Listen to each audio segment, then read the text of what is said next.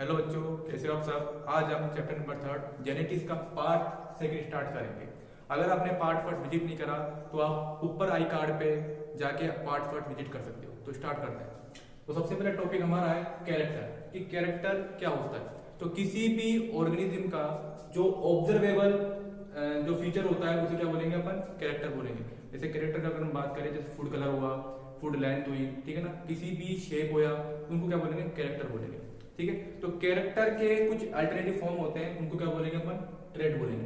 जैसे ट्रेट में अगर हम बात करें तो कैरेक्टर हमारे पास क्या है, लेंथ है। कोई भी कैरेक्टर हमारे पास लेंथ, तो वो लेंथ दो तरह की होगी आपके, एक टोल होगा और एक क्या होगा आपके डार्क। ठीक है, तो किसी भी कैरेक्टर के जब दो अल्टरनेटिव फॉर्म होंगे उसको क्या बोलेंगे अपन, ट्रेट बोलेंगे। जैसे लेंथ के क्या हो गया आपके, टोल भी होता है और ड्राफ्ट भी हो सकता है।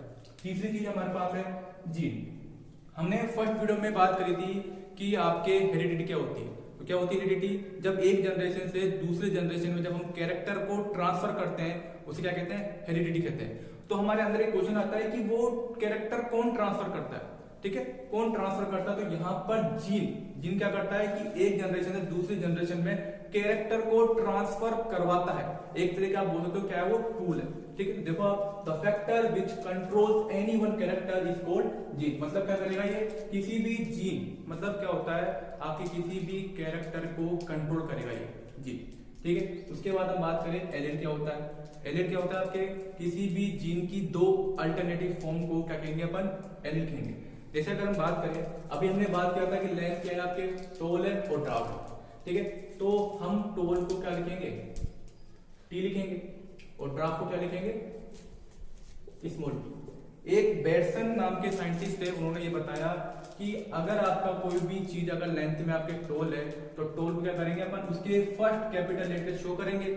ठीक है, और छोटे वाले को क्या करेंगे, उसी के ही स्मॉल लेटर क्या करेंगे अपन, शो करेंगे। तो क्या होता है, एल क्या होता है कि जीन की जो अल्टरनेटिव फॉर्म होती है उसको क्या बोलते हैं अपन, एलिल कहते हैं। उसके बाद हम बात करते हैं होमोजाइगस क्या होता है। अगर आपके एलिल बिल्कुल सेम है, जैसे स्मॉल टी कैपिटल टी अगर सेम है आपके, तो उसे क्या बोलेंगे, होमोजाइगस बोलेंगे। जैसे दूसरा एग्जांपल अगर मैं बोलता हूं, अगर स्मॉल टी है, ठीक है, स्मॉल टी है या कैपिटल टी है, उसे क्या कहेंगे, होमोजाइगस। तो अगर कोई भी आपके एलिल आइडेंटिकल, जैसे an individual who contains identical allele is called homozygous। ठीक है, तो अगर कोई भी एलील आपकी क्या है, आइडेंटिकल है, उसे क्या कहेंगे अपन, होमोजाइगस। वैसे ही आपके क्या है, हेटेरोजाइगस। अगर कोई भी एलील, कोई भी कैरेक्टर के जो एलील्स होंगे अगर वो डिफरेंट है, जैसे अगर मैं बात करूं, अगर एक टी है एक स्मॉल टी है, ठीक है, या फिर आप बोलते हो एक एक्स है और एक वाई, तो ये क्या होंगे आपके, हेटेरोजाइगस होंगे। तो किसी भी कैरेक्टर के एलील्स अगर डिफरेंट होते हैं उसे क्या कहेंगे अपन, हेटेरोजाइगस बोलेंगे। अगला है आपके फिनोटाइप और जीनोटाइप। देखो, फिनोटाइप और जीनोटाइप की जरूरत क्यों पड़ती है कि आपके कैरेक्टर को शो करने के लिए हम क्या करते हैं, फिनोटाइप और जीनोटाइप का यूज करते हैं। सबसे पहले हम बात करते हैं कि फिनोटाइप क्या होता है। देखो, फिनोटाइप किसी भी ऑर्गेनिज्म की जो बाहर की अपीयरेंस होती है, एक्सटर्नल अपीयरेंस होती है। हम यहाँ पर उसके जीन की बात नहीं करेंगे, उसकी हेरिडिटी की बात नहीं करेंगे, केवल किसकी बात करेंगे, बाहरी आवरण की, मतलब एक्सटर्नल अपीयरेंस की बात करेंगे। उसे क्या कहते हैं, फिनोटाइप। ठीक है, जैसे अगर हम बात करें, इसको एग्जांपल समझते हैं अपन। जैसे हम बात करें कि कोई भी प्लांट है टोल, ठीक है, हम अभी पता नहीं है हमें कि इसके अंदर क्या है, हम ये बात करेंगे अभी टोल है, ठीक है, क्या है, टोल है। और एक प्लांट है आपके डास, मतलब बोना। अभी हम इसके अंदर की बात नहीं कर रहे हैं, हम अभी ओनली बाहर की बात कर रहे हैं, एक्सटर्नल अपीयरेंस की। उसे क्या बोलेंगे अपन, फिनोटाइप। उसके बाद है जीनोटाइप। जीनोटाइप का मतलब है कि उसके अंदर के जेनेटिक की हम बात करेंगे, जीन की बात करेंगे, उसकी हेरिडिटी की बात करेंगे। ठीक है, जैसे अगर इसकी बात करें कि टोल प्लांट किसकी वजह से होगा आपके, या तो कैपिटल टी या स्मॉल टी की वजह से होगा। ठीक है, या तो किसकी वजह से होगा, या तो कैपिटल टी की वजह से होगा, और डार्क होगा किसकी वजह से होगा, कैपिटल टी स्मॉल टी की वजह से होगा। ठीक है, समझ रहे हो बात को। ठीक है, तो टोल प्लांट होगा वो किसकी वजह से होगा आपके, या तो कैपिटल टी की वजह से होगा, या फिर कैपिटल टी स्मॉल टी की वजह से होगा। ठीक है, तो ये जो टोल होगा ये तो इसकी क्या है, बाहर की आवरण, एक्सटर्नल अपीयरेंस है, ये क्या होगा, इसका फिनोटाइप होगा।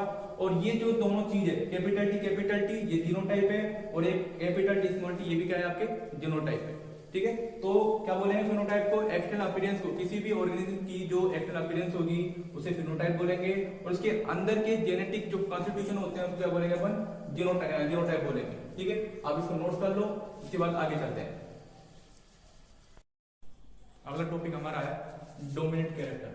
तो डोमिनेंट कैरेक्टर क्या होता है समझते हैं। देखो, जब क्रॉस होता है किसी भी पेरेंट जनरेशन के बीच में क्रॉस होता है, और क्रॉस के बाद में जो ऑफस्प्रिंग बाहर आती है, मतलब प्रोड्यूस होती है, तो वो ऑफस्प्रिंग कैसी है, ठीक है ना, मतलब कौन से किस पेरेंट के इसमें कैरेक्टर आए हैं, उसे हम बोलते हैं डोमिनेंट कैरेक्टर। इसको हम थोड़ा डायग्राम समझते हैं।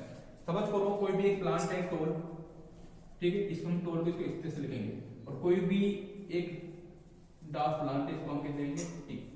इन दोनों को जब हम क्रॉस करवाते हैं, तो क्रॉस करवाने के बाद में क्या आया, प्लांट आया हमके टोल। कौन सा प्लांट आया, टोल। तो देखो, जब हमने दोनों प्लांट का, एक टोल का और एक डार्क, दोनों प्लांट का जब हमने क्रॉस करवाया, तो कैसा प्लांट आया आपके, टोल आया। तो यहाँ पर डोमिनेंट कैरेक्टर कौन सा है, टोल वाला, ठीक है। टोल क्या है यहाँ पर, डोमिनेंट कैरेक्टर। तो ऐसा कैरेक्टर जो बाद में क्रॉस के बाद में अपना ही कैरेक्टर को शो करता है, उसे क्या बोलते हैं, हम डोमिनेंट कैरेक्टर बोलते हैं। सेकंड आपके रिसेसिव कैरेक्टर, कि जब क्रॉस करवाने के बाद में जब F1 जनरेशन प्रोड्यूस होती है, तो उस F1 जनरेशन में जब अपना कैरेक्टर शो नहीं कर पाता है, ठीक है, कोई भी ऑर्गेनिज्म जब अपना कैरेक्टर शो नहीं कर पाता है क्रॉस के बाद में, उसे क्या बोलेंगे अपन, recessive character. The allele which fails to express itself in the presence of its contracting dominant allele in F1 generation is called recessive character, ठीक है। जैसे हम यहाँ पर बात करते हैं कि यहाँ पर अभी डोमिनेंट कैरेक्टर कौन है, टोल वाला, तो ड्राफ्ट इसके अंदर क्या होगा, रिसेसिव कैरेक्टर होगा, क्योंकि इसके अंदर ड्राफ्ट के कैरेक्टर नहीं आए, यहाँ पर। इसका मतलब ये नहीं है कि यहाँ पर गायब हो गया, इसका मतलब है कि वो ड्राफ्ट के जो कैरेक्टर है वो छुप गया है कहीं ना कहीं, लेकिन यहाँ पर प्रेजेंट है, वो आगे वाली जनरेशन में आपको दिख जाएंगे, ठीक है। तो ऐसे कैरेक्टर जो आगे जाके अपने कैरेक्टर शो करता है, उसे क्या बोलेंगे, डोमिनेंट कैरेक्टर। और ऐसे कैरेक्टर जो F1 जनरेशन में छिप जाते हैं, उसे क्या बोलेंगे, रिसेसिव कैरेक्टर। कोई समस्या, ठीक है। आगे देखते हैं मोनोहाइब्रिड क्रॉस क्या होते हैं। देखो, मोनोहाइब्रिड क्रॉस क्या होते हैं कि जब हम दो पेरेंट के बीच में क्या करेंगे, मतलब कि एक single pair of contrasting pair के बीच में जब हम क्रॉस करवाते हैं, किसी प्लांट के बीच में, किसी भी ऑर्गेनिज्म के बीच में जब करवाएंगे, तो उनमें डिफर क्या होना चाहिए, only single pair of contrasting होना चाहिए। मतलब कहने का मतलब ये है कि अगर आप लेंथ ले रहे हो तो लेंथ के बीच में ही करवाना है आपको, ठीक है। अगर आप कलर ले रहे हो तो कलर के बीच में लेके आना है आपको, ठीक है। तो जब आप सिंगल पेयर ऑफ कॉन्ट्रास्टिंग के बीच में क्रॉस करवाते हो, उसको क्या बोलेंगे, मोनोहाइब्रिड क्रॉस बोलेंगे। जैसे अगर हमने ये वाला एग्जांपल देखा, तो इसमें हमने जो क्रॉस करवाया किसके ऊपर करवाया, ओनली लेंथ के ऊपर। लेंथ में हमने क्या लिया, आपको टोल और ड्राफ्ट लिए, लेकिन कैरेक्टर कौन सा है, केवल लेंथ का, ठीक है। दूसरा आता है आपके डायहाइब्रिड क्रॉस। डायहाइब्रिड क्रॉस के अंदर क्या होता है कि हम क्या करते हैं, दो कॉन्ट्रास्टिंग पेयर लेते हैं, ठीक है। जब हम दो कॉन्ट्रास्टिंग पेयर के बीच में क्रॉस करवाते हैं, उसको क्या बोलेंगे अपन, डायहाइब्रिड क्रॉस। जैसे दो कॉन्ट्रास्टिंग पेयर, मतलब जैसे एक मान लो एक हमने कलर ले लिया, एक हमने क्या ले लिया, कलर ले लिया, और एक हमने शेप ले लिया, ठीक है। तो यहाँ पर कलर और शेप के बीच में जब हम क्रॉस करवाएंगे किसी भी प्लांट के बीच में, उसे क्या बोलेंगे, डायहाइब्रिड क्रॉस बोलेंगे, ठीक है। अगला हमारा टॉपिक है, देखो सपोज ये करो, ये पेरेंट जनरेशन है, उसकी आने वाली जनरेशन क्या बोलेंगे, F1 जनरेशन बोलेंगे, और F2 उसकी आने वाली जनरेशन, ठीक है। तो जब हम शुरुआत में जब हमने स्टडी करी क्रॉस के बारे में, जब हमने स्टडी करी, हमने जब सीखा कि क्रॉस क्या होता है, तो जिससे हमने स्टडी करी उसको क्या बोला गया, पेरेंट जनरेशन। या आप ऐसे भी बोल सकते हो कि जब हम किसी भी पेरेंट जनरेशन जो ऑफस्प्रिंग प्रोड्यूस होती है, उसको क्या बोलेंगे अपन, पेरेंटल जनरेशन बोलेंगे। पेरेंटल जनरेशन जो ऑफस्प्रिंग क्रिएट होगी, उसको F1 जनरेशन बोलेंगे, जिसको क्या बोलते हैं, फर्स्ट फिलियल जनरेशन बोलते हैं। उसके बाद F1 जनरेशन क्या करेगी, अपनी ऑफस्प्रिंग क्रिएट करेगी, प्रोड्यूस करेगी, उसको क्या बोलेंगे, F2 जनरेशन, मतलब सेकंड फिलियल जनरेशन, ठीक है। तो इसको उतार लो आप, उसके बाद में नेक्स्ट दोबारा चालू करते हैं। टॉपिक हमारा ट्राइहाइब्रिड क्रॉस। इससे पहले हमने भी पढ़ा था डायहाइब्रिड क्रॉस, वैसा ही है।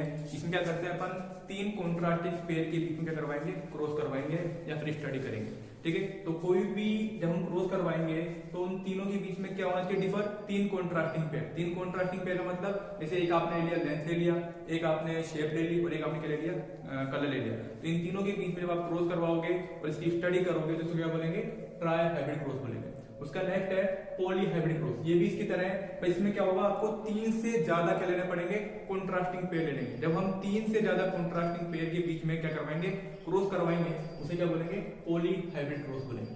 उसके बाद है रेसिप्रोकल क्रॉस। देखो रेसिप्रोकल क्रॉस को क्या बोलते हैं, देखो रेसिप्रोकल क्या होता है, जैसे मान लो हमने एक प्लांट ले लिया, ठीक है, एक प्लांट ले लिया हमने ए ले लिया, ठीक है, मतलब प्लांट ए ले लिया, इसको मैं मान लूंगा एक टोल है, और एक प्लांट बी ले लिया, इसको क्या मान लूंगा मैं, ये कैसा है,